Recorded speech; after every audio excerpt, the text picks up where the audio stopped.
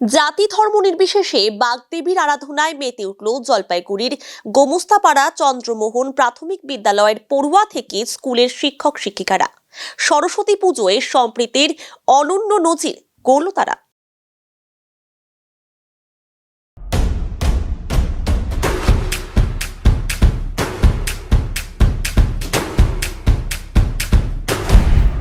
Stay tuned. জলপাইগুড়ির গোমস্তাপাড়া চন্দ্রমোহন প্রাথমিক বিদ্যালয়ে 105 জন ছাত্রছাত্রী রয়েছে।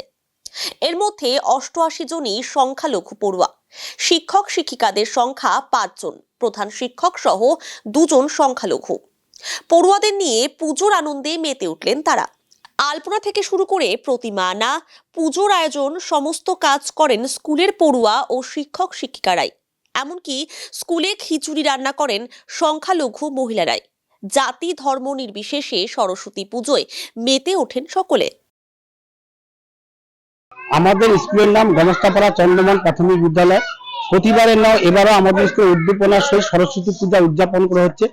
আমাদের এখানে সকল ধর্মের মানুষ আমরা আমার সঙ্গে একসঙ্গে একত্রিত হয়ে আমরা এই পূজাটা উদযাপন করতেছি। আমার নাম মোহাম্মদ হবিবুর রহমান। দেখুন, পুজো উৎসব ঈদ বলেন যাই বলেন, সকল সম্প্রদায়ের মধ্যে একত্রের মধ্যে আমরা এই স্কুলে এই সরস্বতী পূজাটা আমরা প্রতিবারে না এবারে উদযাপন করে থাকি।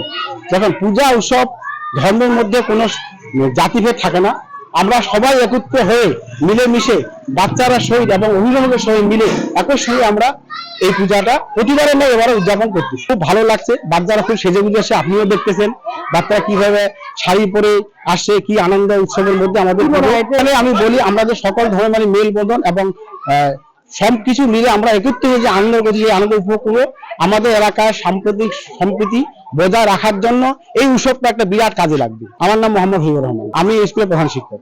মোহাম্মদ রফি, এই স্কুলের টিচার, প্রাক্তন টিচার। দীর্ঘদিন ধরে এই স্কুলে প্রতিটা অনুষ্ঠানে এবং প্রতিটা ফেস্টিভ্যালে থাকি এবং সরস্বতী পূজার আমাদের এখানে সত্যি কথা বলতে কি ছাত্রদের প্রায় 90% মুসলিম, তবুও খুব জাঁকজমকভাবে এখানে সরস্বতী পূজা পালন হয়। সকলেই অংশগ্রহণ করে এবং এতে আমাদের প্রধান শিক্ষক আমার খুবই সক্রিয়ভাবে অনুষ্ঠান এবং আমাদের ম্যাডামদেরও খুব সক্রিয় ভূমিকা পালন করে। হ্যাঁ, অবশ্যই আসে।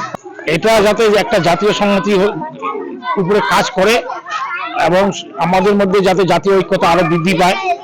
ভারতবর্ষ হচ্ছে বৈচিত্র্যের মধ্যে ঐক্য।